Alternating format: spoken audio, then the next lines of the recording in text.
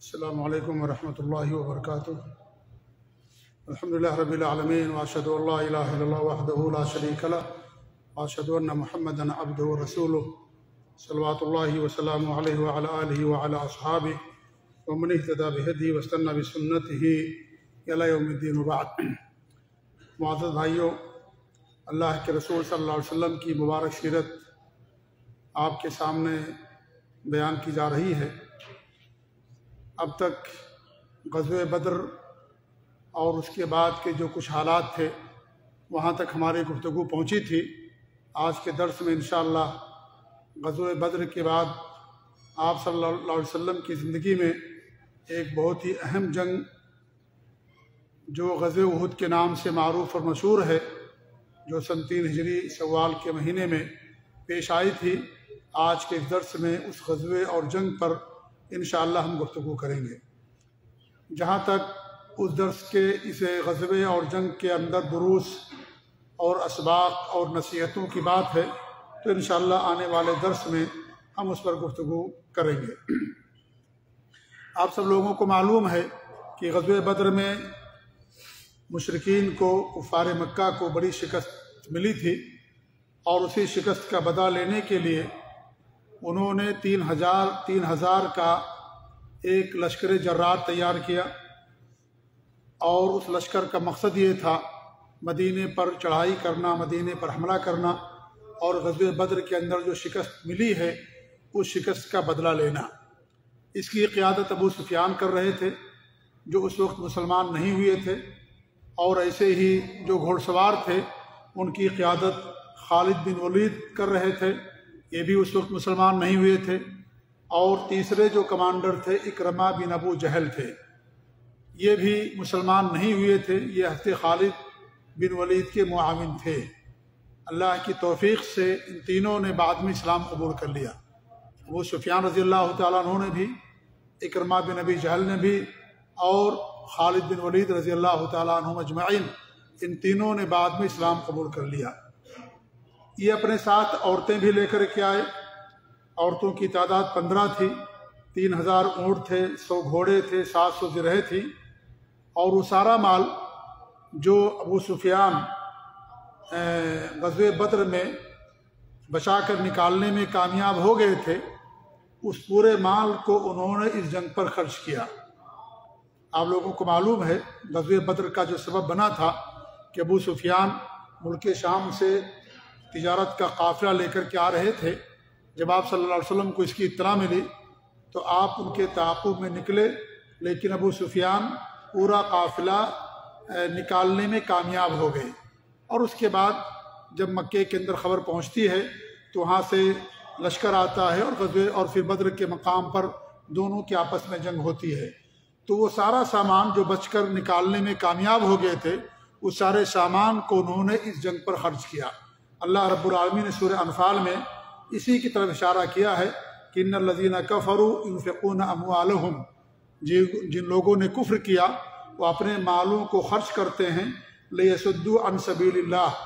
تاکہ لوگوں کو اللہ کی راہ سے، اللہ کے راستے سے روک دیں۔ فسينفقونها ثم تكون عليهم حسرہ، وہ اپنے مال کو خرچ تو کریں گے لیکن یہ خرچ کرنا ان کے لیے حسرت اور ندامت کا ذریعہ اور سبب بن جائے گا۔ ثم یغلبون، پھر وہ مغلوب ہو جائیں گے۔ والذین کفروا الی جہنم یحشرون، اور جنہوں نے کفر کیا انہیں جہنم کی طرف ڈھکیل دیا جائے گا یا جہنم میں داخل کر دیا جائے گا۔ جب یہ لشکر وہاں سے نکلا تو آپ کے چچا عباس جو اس وقت مسلمان نہیں ہوئے تھے، انہوں نے ہمدردی میں اپنے بھتیجے یعنی جناب عربی محمد رسول اللہ صلی اللہ علیہ وسلم کو اس کی اطلاع دے دی۔ جب کافروں کا لشکر احد پہاڑی کے پاس پہنچا تو آپ صلی اللہ علیہ وسلم نے لوگوں سے مشورہ کیا۔ آپ کی رائے یہ تھی کہ مدینہ ہی کے اندر رہ کر کے دفاع کیا جائے۔ اگر کفار مدینے میں داخل ہوں گے تو مسلمان گلی کوچوں کے ناکوں پر ان سے جنگ کریں گے، یعنی جب وہ داخل ہوں گے مدینے کی گلیوں میں تو پہلے سے مسلمان تیار بیٹھے رہیں گے، اور جیسے ہی کافر داخل ہوں گے مسلمان ان پر حملہ کر دیں گے، اور اس وجہ سے وہ بوکھلا جائیں گے تو مسلمانوں کو فتح مل جائے گی، اور جو عورتیں ہیں وہ چھتوں کے اوپر سے ان پر خشت باری کریں گی، خشتباری یعنی ان پر اینٹ اور پتھر اور دیگر چیزیں پھینکیں گے جس سے ان کو تکلیف ہوگی اور ان کو نقصان ہوگا، اور یہی صحیح رائے تھی۔ لیکن جو منافقوں کا سردار تھا عبداللہ بن ابی بن سلول، اس نے بھی اس رائے سے اتفاق کیا، وہ بھی اس رائے سے اتفاق کیا، لیکن اس کے اتفاق کی بنیاد یہ نہیں تھی کہ مدینے میں رہ کر کے اگر مقابلہ کیا جائے گا تو مسلمانوں کو فتح ملے گی یا نقصان کم ہوگا اور ان کا نقصان زیادہ ہوگا، بلکہ اس کی وجہ یہ تھی کہ وہ جنگ سے دور بھی رہے گا، گھر میں چھپا رہے گا، کسی کو معلوم بھی نہیں ہوگا، اس لیے اس نے اس رائے کو قبول کیا کہ مدینے کے اندر رہ کر کے ہی دفاع کیا جائے۔ اس وجہ سے نہیں کہ یہ جنگی نقطہ نظر سے یہ موقف درست اور صحیح تھا، بلکہ اس لیے کہ مدینے جب ہم رہیں گے تو گھر میں بیٹھے رہیں گے، ہمارا جو نفاق ہے چھپا رہے گا، لڑائی نہیں کرنی پڑے گی اور ہم گھر کے اندر مست رہیں گے، اس لیے اس نے موافقت کی تھی، اس لیے نہیں کہ ہمارے نبی صلی اللہ علیہ وسلم کی رائے تھی یا جنگی نقطہ نظر کے مقابلے میں کے مطابق یہ صحیح تھا۔ لیکن اللہ رب العالمین کو کچھ اور ہی منظور تھا۔ اللہ رب العالمین کی مشیت یہ تھی کہ اس کا نفاق لوگوں کے سامنے آ جائے اور اس کے کفر و نفاق پر جو پردہ پڑا ہوا ہے وہ ہٹ جائے اور مسلمانوں کو معلوم ہو جائے کہ ان کے آستین میں کتنے سانپ رینگ رہے ہیں۔ یہ بھی ضروری ہے جاننا، کیونکہ منافقین آپ کی صفوں میں رہیں گے، آپ کو ان کے بارے میں علم نہیں رہے گا اور عین موقع پر آپ کو دھوکہ دیں گے۔ جو ظاہر دشمن ہوتا ہے اس سے بچنا انسان کے لیے آسان ہوتا ہے، لیکن جو آپ کی صفوں میں ہو اس سے بچنا انسان کے لیے مشکل ہوتا ہے۔ تو اللہ رب العالمین کی مشیت یہ ہوئی کہ اس کے کفر اور نفاق کو آشکارا کر دیا جائے، لوگوں کو معلوم ہو جائے کہ منافقوں کا سردار یا منافق ہے، کیونکہ ابھی تک اس کے نفاق پر پردہ پڑا ہوا تھا، لوگوں کو نہیں معلوم تھا کہ منافق ہے۔ اس جنگ کے بعد اس کا نفاق ظاہر ہوا۔ البتہ جو کچھ نوجوان صحابہ تھے جو جنگ بدر میں شریک نہیں ہوئے تھے، ان کی رائے اس سے الگ تھی۔ ان کی رائے یہ تھی کہ میدان میں ہم جائیں، احد پہاڑ کے پاس جائیں اور ہم جا کر کے وہاں ان سے جنگ کریں، کیونکہ ہم بزدل نہیں ہیں، اللہ نے ہمیں یہ موقع دیا ہے اور ہم اس کے لیے دعا بھی کرتے تھے، لہذا اس موقع کو ہم ضائع نہیں کرنا چاہتے۔ یہ جو نوجوان صحابہ تھے جنہوں نے جنگ بدر کے اندر شرکت نہیں کی تھی، ان کی یہ رائے تھی، ان کا یہ مشورہ تھا اور ان لوگوں نے اصرار بھی کیا۔ تو آپ صلی اللہ علیہ وسلم نے ان کی رائے کا احترام کرتے ہوئے آپ گھر میں داخل ہوئے اور جو ہتھیار ہوتا اٹھایا اور زرہ آپ نے لی اور جنگی لباس پہنا، اس کے بعد آپ باہر نکلے۔ تو باہر جب تشریف لائے تو اسی دوران سعد بن معاذ اور اسید بن حضیر، یہ دو صحابہ ہیں اور یہ انصاری صحابہ ہیں، انہوں نے لوگوں سے کہا کہ تم لوگوں نے نبی کریم صلی اللہ علیہ وسلم کو میدان میں نکلنے پر زبردستی آمادہ کیا ہے، لہذا معاملہ آپ صلی اللہ علیہ وسلم کے حوالے کر دو اور جو وہ فیصلہ کرے اس فیصلے پر راضی رہو۔ سب لوگوں نے ندامت کا احساس کیا اور اللہ کے رسول صلی اللہ علیہ وسلم سے کہنے لگے، جب اسید بن حضیر اور سعد بن معاذ رضی اللہ تعالیٰ عنہما نے بات کہی تو انہوں نے کہا کہ اللہ کے رسول صلی اللہ علیہ وسلم، جو آپ کو پسند ہو، جو آپ کی رائے وہی آپ کیجئے، ہم آپ کے ساتھ ہیں۔ تو آپ نے فرمایا جب کوئی نبی ہتھیار پہن لیتا ہے یا اٹھا لیتا ہے تو اس کے لیے مناسب نہیں کہ اسے اتار دے جب تک کہ اللہ رب العالمین اس کے درمیان اور اس کے دشمنوں کے درمیان فیصلہ نہ کر دے۔ پھر آپ 1000 کا لشکر لے کر کے جبل احد کی طرف نکلے۔ مدینے کا انتظام ابن ام مکتوم کے حوالے کیا، نابینا صحابی تھے اور آپ کی یہ سنت تھی، جب آپ باہر نکلتے تھے تو مدینے کا انتظام کسی صحابی کے حوالے کر کے آپ پھر مدینے سے باہر جاتے تھے۔ اور یہ شوال سن 3 ہجری جمعہ کا دن عصر کے بعد کا وقت تھا، یعنی ماہ شوال سن 3 ہجری جمعہ کے دن عصر کے بعد آپ 1000 کا لشکر لے کر کے جبل احد کی طرف روانہ ہوئے۔ راستے میں ایک جگہ ہے جس کا نام ہے شیخان، وہاں پر جب آپ پہنچے تو آپ نے لشکر کا معائنہ فرمایا، جو بچے تھے ان بچوں کو آپ نے واپس کر دیا، کیونکہ بچوں پر جنگ نہیں فرض ہے، آپ نے ان کو واپس کر دیا۔ البتہ 2 صحابہ ایسے ہیں جو عمر میں چھوٹے ہونے کے باوجود بھی آپ نے ان کو لے لیا، ان میں ایک رافع بن خدیج ہیں، خدیج رضی اللہ تعالیٰ عنہ، جو بڑے ماہر تیر انداز تھے، تو آپ نے اس مہارت کی بنا پر ان کو لے لیا اگرچہ ان کی عمر چھوٹی تھی۔ اور دوسرے ہیں سمرہ بن جندب، سمرہ بن جندب نے کہا کہ جب رافع بن خدیج کو اجازت مل گئی تو انہوں نے کہا کہ میں ان سے زیادہ طاقتور ہوں، میں ان سے زیادہ طاقتور ہوں، جب آپ نے ان کو اجازت دے دی تو مجھے بھی اجازت دے دو۔ تو آپ صلی اللہ علیہ وسلم نے دونوں کی کشتی کرائی اور سمرہ رضی اللہ تعالیٰ عنہ نے رافع بن خدیج کو پچھاڑ دیا۔ رافع بن خدیج تیر انداز تھے وہ، اور تیر چلانے کے ماہر تھے، تو سمرہ بن جندب نے جب ان کو پچھاڑ دیا تو آپ صلی اللہ علیہ وسلم نے ان کو بھی اجازت دے دی۔ شام ہو چکی تھی، اس لیے آپ نے ہی رات گزاری اور پہرے کے لیے 50 صحابہ کرام کو متعین کیا، اور ان کے جو قائد تھے ان کا نام تھا محمد بن مسلمہ رضی اللہ تعالیٰ عنہ۔ محمد بن مسلمہ وہی صحابی ہیں جنہوں نے کعب بن اشرف جو یہودی تھا اس کو قتل کیا تھا، یا ان کی کمانڈری میں اس کو قتل کیا گیا تھا، جو شاتم رسول تھا، آپ صلی اللہ علیہ وسلم کی شان میں ہجوم کرتا تھا، گستاخیاں کرتا تھا۔ تو محمد بن مسلمہ رضی اللہ تعالیٰ عنہ نے اور 2 اور صحابہ نے مل کر کے جا کر کے کعب بن اشرف جو یہودی تھا اس کے قلعے میں جا کر کے اس کو قتل کر دیا تھا۔ تو آپ نے قائد اور کمانڈری محمد بن مسلمہ رضی اللہ تعالیٰ عنہ کو عطا فرمائی۔ رات آپ نے وہاں گزاری، طلوع فجر سے پہلے آپ کچھ پہلے آپ وہاں سے روانہ ہوئے، اور ایک جگہ پہنچ کر کے آپ نے فجر کی نماز پڑھی، اور دشمن کتنے قریب ہو گئے کہ دونوں ایک دوسرے کو دیکھنے لگے۔ جمعہ کے دن آپ نکلے تھے، اب ہفتہ کا دن آ گیا، شوال کی 7 تاریخ تھی۔ اسی جگہ پر پہنچ کر کے ابی بن سلول مسلمانوں کی جماعت سے نکل گیا، جو منافقوں کا سردار تھا عبداللہ بن ابی بن سلول، اسی جگہ سے صحابہ اور مسلمانوں کی جماعت سے نکل گیا، کیا کہہ کر کے کہ آپ لوگوں نے میری بات نہیں مانی اس لیے میں نکل رہا ہوں۔ حالانکہ یہ بات اس کی درست نہیں تھی۔ کیوں؟ اگر یہ بات اس کی درست ہوتی تو مدینہ ہی سے نہیں نکلنا چاہیے تھا، اس کو مدینہ ہی سے نہیں نکلنا چاہیے، لیکن مقصد اس کا کچھ اور تھا۔ دونوں لشکر اتنے قریب ہو گئے کہ دونوں ایک دوسرے کو دیکھنے لگے، اتنے قریب ہو گئے۔ اس کا مقصد یہ تھا کہ مسلمانوں کے لشکر میں خلبلی اور اضطراب پیدا کرنا، اور ان کے حوصلوں کو توڑنا،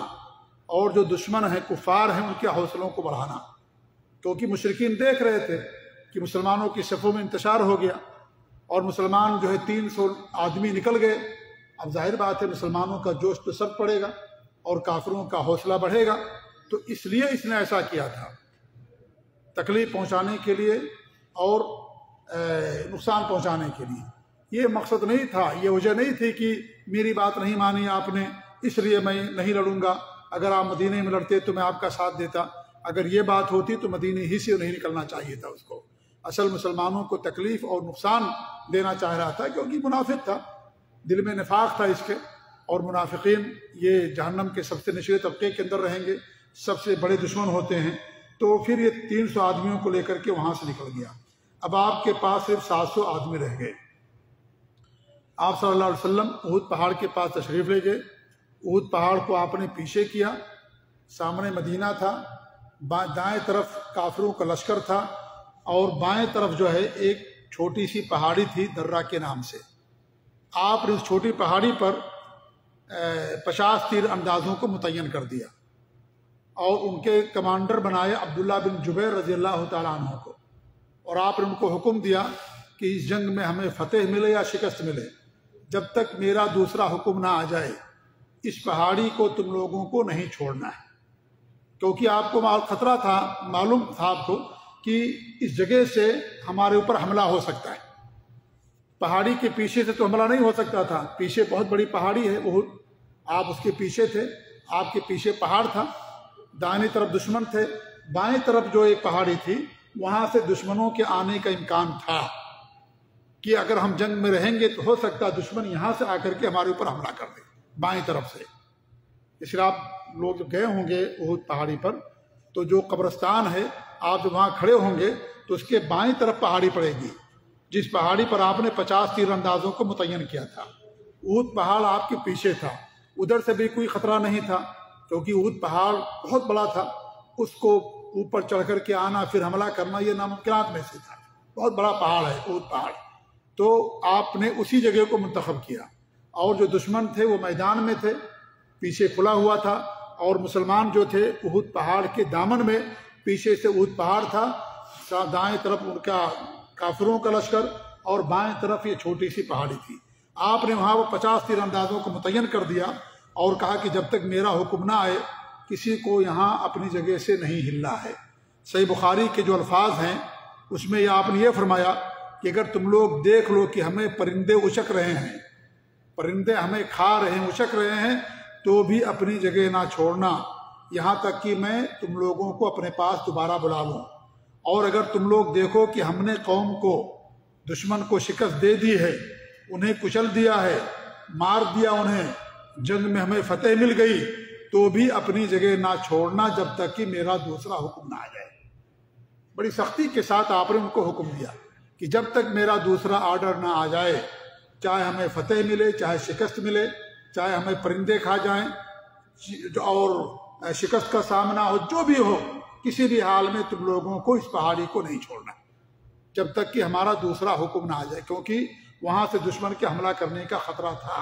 امکان تھا۔ اب جنگ شروع ہوتی ہے، اور جنگ سے پہلے قریش نے لشکر اسلام کے اندر دوبارہ ایک اور فوٹ ڈالنے کی کوشش کی۔ انہوں نے انصار صحابہ سے کہا کہ بھائی آپ ہمارے سامنے سے ہٹ جاؤ، ہم آپ سے جنگ کرنے کے لیے نہیں آئے ہیں، ہمیں آپ سے کوئی عداوت نہیں ہے، ہم تو ان لوگوں سے جنگ کرنے آئے ہیں جو ہمارے اپنے ہیں، مکہ چھوڑ کر کے مدینہ آئے، ہماری اور آپ سے کوئی عداوت نہیں ہے۔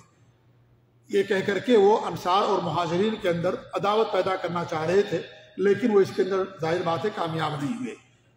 جنگ شروع ہوئی۔ قریش کا جو سب سے بہادر انسان تھا طلحہ بن ابی طلحہ عبدری، وہ اونٹ پر سوار ہو کر کے آگے بڑھتا ہے اور اس نے لڑنے کی دعوت دی۔ جواب میں حواری امت زبیر رضی اللہ تعالیٰ عنہ آگے نکلے اور شیر کی طریقے سے انہوں نے جست لگائی، یعنی کودے وہ اور اس کے اونٹ پر جا چڑھے اور اسے لے کر کے زمین پر آپ گر گئے، اور پھر تلوار سے آپ نے اسے قتل کر دیا۔ اس کا قتل ہی ہونا تھا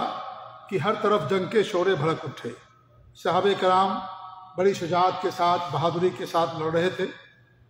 اور سید الشہداء حضرت امیر حمزہ رضی اللہ تعالیٰ عنہ نے کئی لوگوں کو واصل جہنم کیا، یعنی کئی لوگوں کو قتل کیا۔ وہ شیر اور بہادر کی طرح لڑتے رہے، لیکن اللہ رب العالمین نے ان کے لیے اسی جنگ کے اندر شہادت لکھی تھی، مگر انہیں بہادروں کی طرح نہیں مارا گیا، بلکہ یعنی آمنے سامنے، بلکہ بے خبری کے عالم میں چھپ چھپا کر کے انہیں شہید کیا گیا۔ اور جس نے انہیں قتل کیا اس کا نام تھا وحشی بن حرب، وہ جبیر بن مطعم کا غلام تھا، اور اس نے کہا کہ اگر تم محمد صلی اللہ علیہ وسلم کے چچا امیر حمزہ کو قتل کر دو تو میں تم کو آزاد کر دوں گا، کیونکہ جنگ بدر میں امیر حمزہ رضی اللہ تعالیٰ عنہ نے جبیر بن مطعم کے چچا کو قتل کیا تھا۔ تو اس نے کہا کہ انتقام کے طور پر تم اگر انہیں قتل کر دو حضرت امیر حمزہ کو تو میں تمہیں آزاد کر دوں گا۔ وہ حبشی تھا، حبشہ کا رہنے والا تھا، اور جو حبشہ کے لوگ ہوتے ہیں نیزہ بازی میں بہت ماہر ہوتے ہیں، نیزہ چلانے میں حبشہ کے لوگ بہت ماہر ہوتے ہیں۔ وہ تاک میں لگا ہوا تھا، اس کے پاس نیزہ تھا، اور جیسے ہی اسے موقع ملا اس نے نیزے کو پھینکا اور امیر حمزہ رضی اللہ تعالیٰ عنہ کے ناف کے نیچے آ کر کے لگ گیا، اور وہ آر پار ہو گیا، جس سے آپ کے جسم سے بہت زیادہ خون نکل گیا، اور اس طریقے سے وہ شہید ہو گئے۔ اللہ کے رسول صلی اللہ علیہ وسلم نے انہیں شہیدوں کا سردار قرار دیا۔ تمام شہیدوں کے سردار کون ہیں؟ امیر حمزہ رضی اللہ تعالیٰ عنہ۔ حضرت حسین رضی اللہ تعالیٰ عنہ کو آپ نے شہیدوں کا سردار نہیں قرار دیا، آپ نے امیر حمزہ رضی اللہ تعالیٰ عنہ کو سید الشہداء قرار دیا کہ تمام شہیدوں کے سردار کون ہیں؟ امیر حمزہ رضی اللہ تعالیٰ عنہ۔ وہ اگرچہ شہید ہو گئے لیکن مسلمانوں کا پلہ بھاری ہی رہا، اور مسلمان فتح سے ہمکنار ہوئے۔ ایک صحابی ہے جن کا نام ہے حنظلہ، انہیں غسیل ملائکہ کہا جاتا ہے، فرشتوں نے انہیں غسل دیا تھا۔ ہوا یہ تھا کہ ان کی شادی ہوئی تھی نئی نویلی، اور دلہن ان کے پاس آئی، نئی نویلی شادی تھی، جنگ کا اعلان ہو گیا، انہوں نے اپنی عورت سے ہمبستری کی تھی، غسل کرنے کا موقع نہیں ملا، اور وہ جنگ کے اندر حاضر ہو گئے، اور جب ان کے حاضر ہوئے کئی لوگوں کو قتل بھی کیا انہوں نے، اور اس کے بعد خود وہ شہید ہو گئے، تو ان کو فرشتوں نے غسل دیا، اس لیے انہیں غسیل ملائکہ کہا جاتا ہے۔ ایک صحابی جن کا نام ہے اسیرم رضی اللہ تعالیٰ عنہ، انہوں نے کلمہ پڑھا اور جنگ میں شہید ہوئے، حاضر ہوئے، کئی لوگوں کو قتل کیا انہوں نے، اور اس کے بعد پھر وہ بھی شہید ہو گئے۔ اور انہوں نے ایک وقت کی نماز بھی نہیں پڑھی۔ حضرت اسیرم رضی اللہ تعالیٰ عنہ اسلام قبول کیے اور جنگ میں شریک ہوئے، نماز کا وقت آنے سے پہلے ہی وہ شہید ہو گئے اور ایک وقت کی بھی نماز نہیں پڑھی اور اس طریقے شہادت سے سرفراز دیے۔ اب جو مشرکین تھے ان کے جو نامی گرامی لوگ تھے، کمانڈر تھے، مارے گئے۔ مشرکین میں بھگدڑ مچ گئی اور 700 مسلمانوں کے سامنے 3000 کا لشکر پسپا ہو گیا، سب بھاگنے پر مجبور ہو گئے۔ اللہ رب العالمین نے مدد کی، فرشتوں کو بھی بھیجا اور مسلمان غالب ہو گئے۔ لیکن اسی وقت جو تیر انداز تھے ان سے ایک بڑی غلطی ہوئی اور ایک خوفناک ان سے غلطی ہوئی، جس کی بنا پر جیتی ہوئی جنگ مسلمان پھر ہار گئے۔ اور ہوا یہ کہ اس پہاڑی پر آپ صلی اللہ علیہ وسلم نے جن 50 تیر اندازوں کو متعین کیا تھا، اس جگہ سے کئی بار خالد بن ولید کوشش کر رہے تھے کہ یہاں سے ان لوگوں کو مار کر کے آ کر کے ہم ان کے اوپر حملہ کر دیں،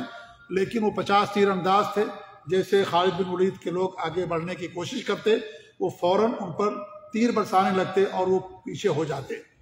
لیکن جب جنگ مسلمان جیت گئے اور مال غنیمت لوٹنے مصروف ہو گئے تو ان لوگوں نے کہا کہ اب یہاں رہنے سے کیا فائدہ، کافروں کا لشکر بھی تتر بتر ہو گیا،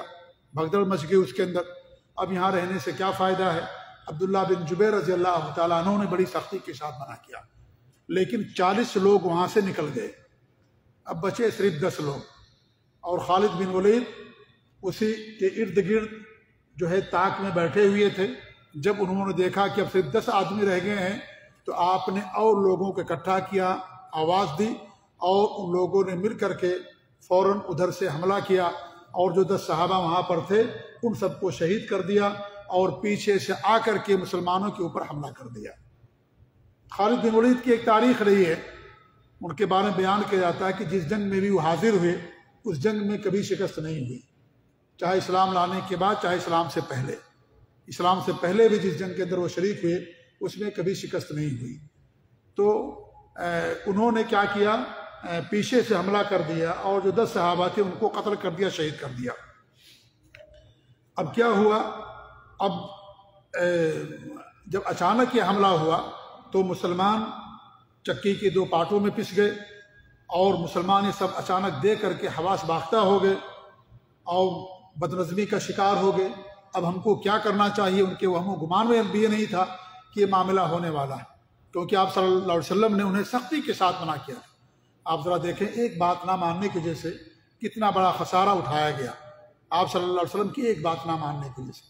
جیتی ہوئی جنگ مسلمان ہار گئے، آپ صلی اللہ علیہ وسلم کے دندان بھی توڑے گئے، آپ کی پیشانی مبارک کو چوٹ بھی آئی اور اس میں تقریباً 70 صحابہ کرام شہید ہوئے اور کافروں میں سے کل 22 مارے گئے، 22 یا بعض روایتوں کے اندر اور کا ذکر آتا ہے۔ 7 صحابہ تو ایسے تھے جو ڈھال بن کر کے نبی کریم صلی اللہ علیہ وسلم کی حفاظت کر رہے تھے اور اس طریقے سے پھر ایک کے بعد دیگرے جو ہے شہادت سے سرفراز ہو گئے۔ اسی جنگ کے اندر ایک افواہ بھی اڑا دی گئی کہ نعوذ باللہ اللہ کے رسول صلی اللہ علیہ وسلم کو قتل کر دیا گیا۔ جو کچھ مسلمانوں کے پاس حوصلہ تھا وہ حوصلہ بھی اس وجہ سے ختم ہو گیا۔ کتنے مسلمان تو میدان چھوڑ کر کے مدینہ پہنچ گئے اور کتنے مسلمانوں نے کہا کہ اب جینے سے کیا فائدہ ہے، اور اس طرح کی مایوسی کا شکار ہو گئے اور مسلمان جیتی ہوئی جنگ کو شکست میں جو ہے وہ جنگ سمجھ لیجئے تبدیل ہو گئی اور اتنی بدنظمی ہو گئی کہ خود مسلمانوں کے ہاتھوں سے کئی مسلمان قتل ہو گئے، سمجھ نہیں سکے کہ مسلمان ہیں کون ہے۔ حضرت حذیفہ رضی اللہ تعالیٰ عنہ جنہیں ہمراز رسول کہا جاتا ہے، ان کے والد تھے یمان رضی اللہ تعالیٰ عنہ، مسلمان تھے، انہیں مسلمانوں نے قتل کر دیا بدنظمی کی وجہ سے، حواس باختی کی عالم میں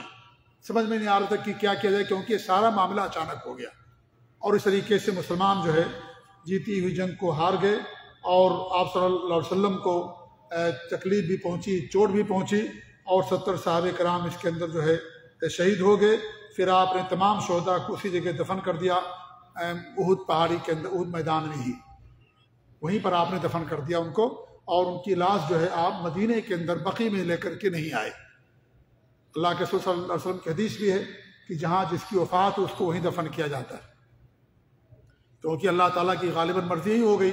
کہ آپ کی جہاں وفات ہے آپ کو وہیں دفن کیا جائے۔ اس لیے جہاں جس کی وفات ہو اس کو وہیں دفن کرنا چاہیے. اس کے جسم کو منتقل کرنا، لاش کو اس کے شہر یا اس کے ملک منتقل کرنا، یہ نبی صلی اللہ علیہ وسلم کی سنت نہیں ہے. اب آپ دیکھیں مدینہ سے احد کتنا دور ہے،